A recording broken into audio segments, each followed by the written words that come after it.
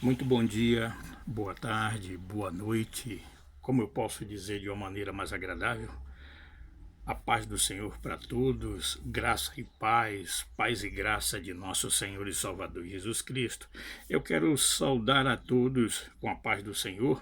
Como muitos de nós, irmãos em Cristo, temos o costume e até mesmo como mandamento. O próprio Jesus, quando ressuscitou e apareceu aos seus discípulos, ele disse: paz seja convosco. Está lá no Evangelho de Lucas. Se você procurar, você vai achar. Vamos deixar a preguiça um pouco de lado e você vai ver que Jesus disse: paz seja convosco. Na verdade, eu estou usando tudo isso como introdução, porque eu creio, como sempre eu tenho feito, a cada final de ano que Deus me concede de ainda estar aqui, anunciando do seu amor, anunciando da sua palavra, e eu dou glória a Deus por saber na minha condição que eu sou um zero à esquerda, um cara semi-analfabeto, e o Senhor, na sua infinita bondade e misericórdia, fazendo se cumprir o que diz lá em 1 Coríntios, que ele confunde, né? Ele pega as coisas que não são para aniquilar as que são.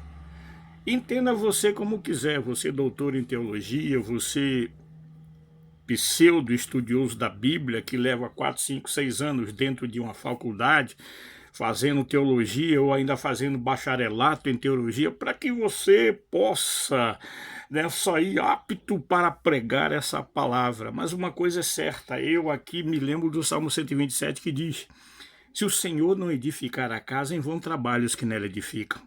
É necessário ter conhecimento de Deus? É. Ter conhecimento, porque conhecimento é poder em qualquer fase da vida. O próprio Senhor Jesus, no Evangelho de João, no capítulo 8, versículo 32, ele diz o seguinte: e conhecereis a verdade vos libertará. Né? Nesse caso aqui, liberdade é conhecimento, e o conhecimento verdadeiro e o conhecimento em que não há sombra nem variação de dúvidas, que é conhecer e reconhecer ao Senhor Jesus Cristo, enviado de Deus para buscar e salvar o que se havia perdido. Pronto, está aqui a minha introdução. Eu estou chegando para você aí para falar de um tema que todos os anos eu volto a comentar deste tema. Esse tema diz respeito ao dia 25 de dezembro, o dia que é comemorado por toda a igreja, né? Que é comemorado por toda a igreja como a data oficial do nascimento de nosso Senhor e Salvador Jesus Cristo. Aqui eu vou começar a encrespar com você, se você me permitir, tiver coragem para ouvir. Né? Se você não der uma de Pilatos, quando Pilatos chegou para Jesus, está lá no Evangelho de João, ele fala o seguinte para Jesus: o que é a verdade? E antes que Jesus falasse alguma coisa, ele deu as costas e foi dizer para os outros: eu não acho nele crime nenhum. Quer dizer, ele não esperou ouvir a resposta de Jesus. E tem muita gente que é assim, que só quer ouvir coisas boas, que o Deus da Bíblia ele abençoa, multiplica, que ele guarda, que ele livra, que ele salva, que ele cura, né? E também se esquecendo que ele é santo. E se ele é santo, requer que todo aquele que invoca o seu nome faça se cumprir na sua vida o que diz lá no capítulo 28 do livro de Êxodo, versículo 36, se não me falha a memória. Quando todo e qualquer sacerdote que era escolhido para ser o sacerdote, aquele que deveria levar a luz, que deveria ser o intercessor entre Deus e os homens, e aquele sacerdote ele tinha uma indumentária diferenciada para que todos aqueles que o olhassem no meio da multidão pudessem distinguir: ali vai o sacerdote do Senhor. Aleluia! E isso nos é colocado nos nossos dias, no dia espiritual. Ou seja, na condição espiritual de hoje. É só você pegar o livro de Apocalipse, capítulo 1, versículo 5 e sequência, que você vai ver que Deus nos ama e no seu sangue, em Jesus Cristo, nos lavou de todos os nossos pecados e nos fez reis e sacerdotes. Se você puder contestar, contesta aí que eu quero ver, entendeu? Porque o problema é o seguinte: eu não vou me calar. Eu não vou me calar, gente.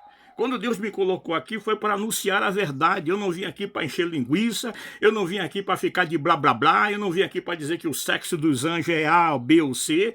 Eu vim aqui para dizer a você que você precisa se converter e aceitar a Jesus Cristo como seu único e suficiente Salvador.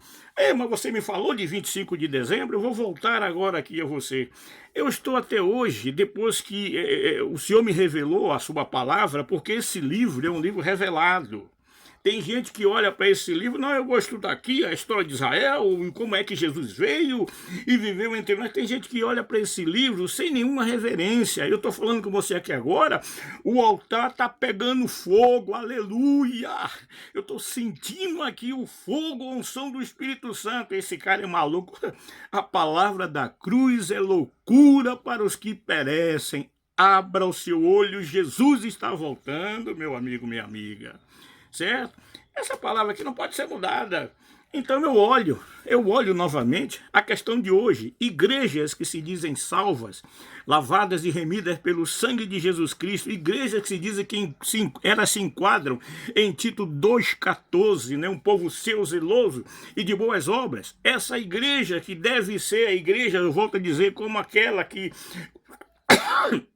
como aquele sacerdote que tinha mitra sobre a sua cabeça, e naquela mitra estava escrito a gravura, santidade ao Senhor, aleluia, escrito aqui em selo, para que todo mundo pudesse ver, aquele homem é diferenciado, aquele homem é um sacerdote de Deus.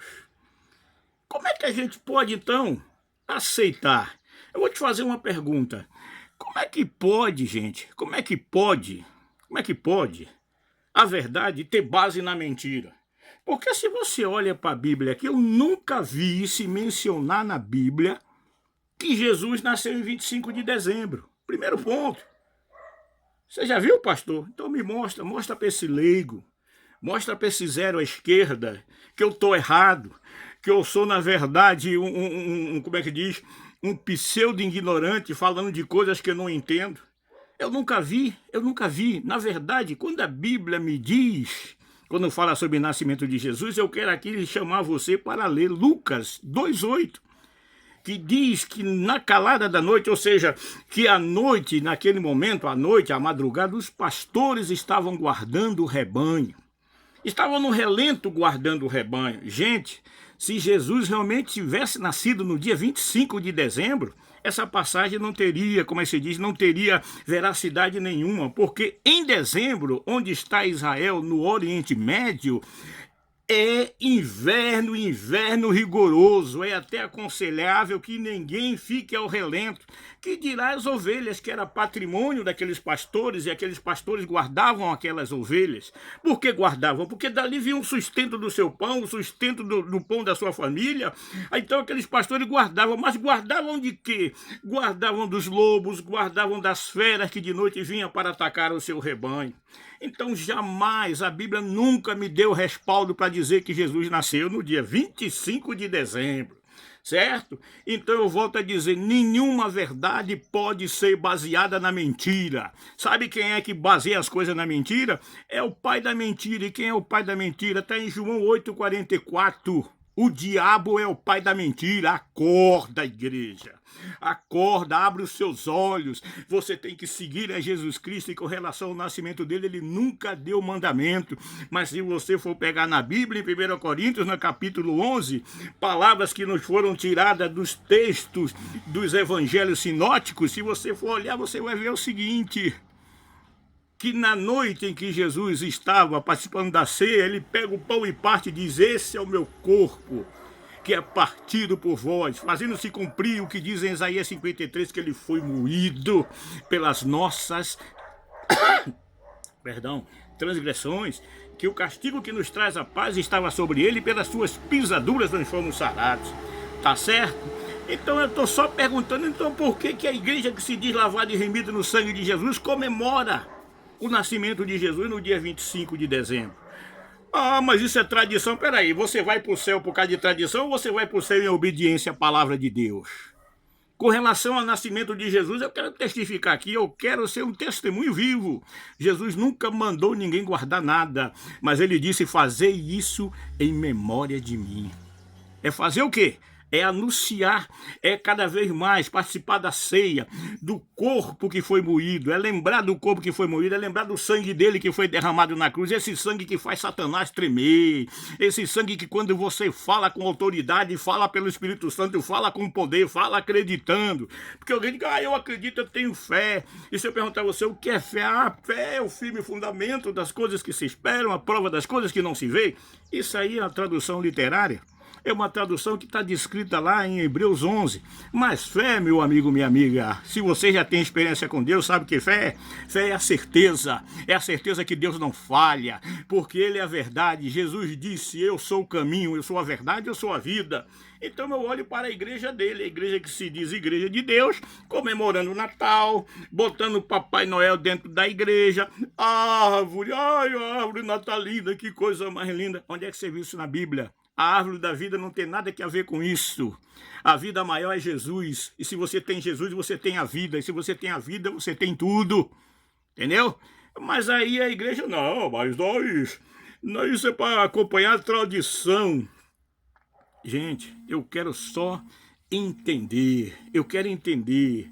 Por que a igreja que se diz lavada e remida insiste em continuar com essa conduta pagã? Porque tudo isso é pagã. Sabe por quê? Porque a origem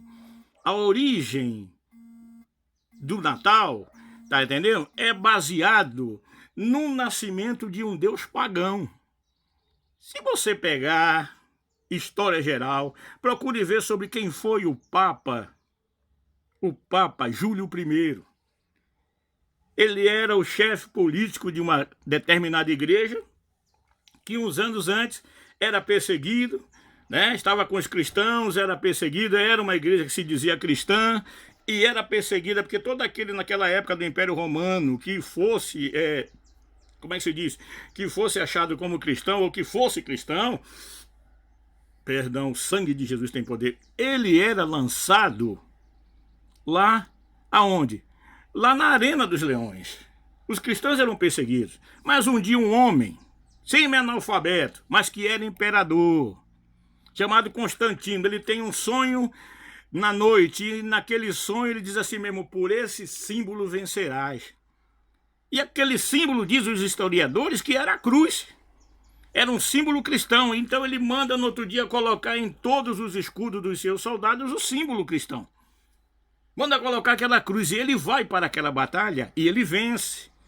Então o que é que ele faz? Ele automaticamente se sente na gratidão, se sente no dever de agora tirar toda aquela perseguição que havia sobre a igreja de Cristo daquela época. Então agora ele lança um decreto e ele determina como imperador do Império Romano que a igreja de Cristo, que os cristãos não seriam mais perseguidos. E aí vem a Igreja Católica com o seu Papa, o Papa Júlio I, né? Ele viu, tudo bem, agora a igreja não era perseguida, só entenda essa jogada toda aqui, como é que o diabo trabalha, como é que o diabo faz, para que as pessoas acabem pensando que está seguindo a Deus e na verdade não estão seguindo coisas errôneas. Estão seguindo coisas errôneas. Se eu tiver errado, pastor, me corrija. Se eu tiver errado, teólogo, me corrija. Se eu tiver errado, cala a minha boca. Tá bom? O que acontece? Então aquele Papa, ele fez o seguinte, bom, vamos colocar a partir de agora, vamos comemorar o nascimento de Jesus no dia 25 de dezembro. Só que o dia 25 de dezembro era comemorado o nascimento de um deus pagão, né? O deus pagão chamado Mitra. Era um deus lá do Oriente também, era um deus pagão. Então o que acontecia? 12 dias antes se tinha toda aquela festa, uma festa carnal, uma preparação, uma luxúria, ou seja, o diabo correndo solto, entendeu? E quando chegava no dia 25 se comemorava o nascimento de Mitra. Aí a Igreja Católica, aproveitando esse gancho, o Papa aproveitando esse gancho, ele vai lá e coloca o dia 25 de dezembro, oficializa como o dia do nascimento de nosso Senhor e Salvador Jesus Cristo.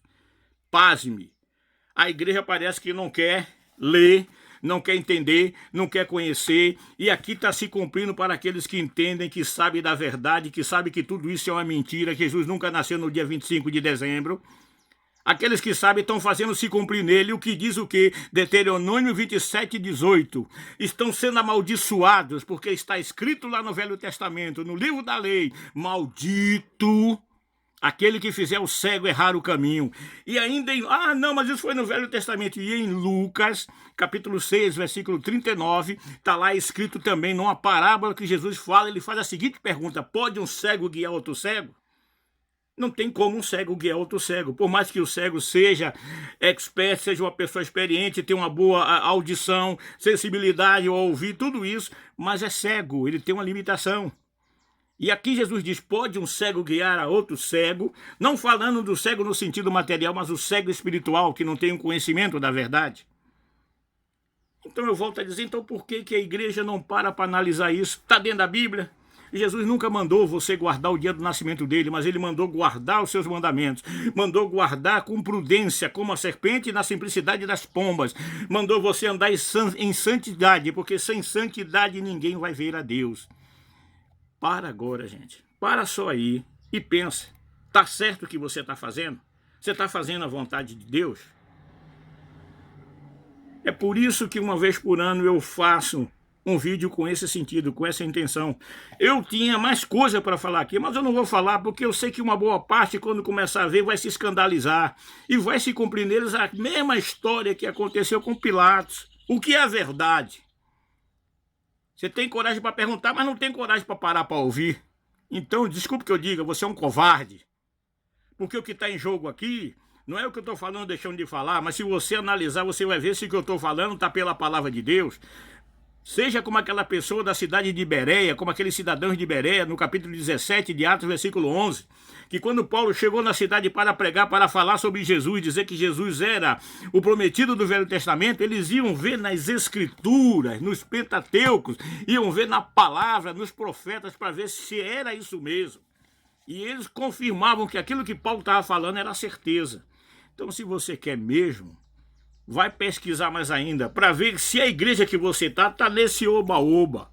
Eu queria falar mais coisas aqui, eu queria, por exemplo, falar de 1 Reis, capítulo 22, versículo 22, né? Eu queria, em contrapartida ainda, complementando 1 Reis, capítulo 22, versículo 22, eu queria falar em 2 Tessalonicenses, capítulo 12, que você pode ler na sua Bíblia, versículo 11. É por isso que hoje acontecem as coisas. Deus está enviando a operação do quê? Está deixando vir uma operação do erro.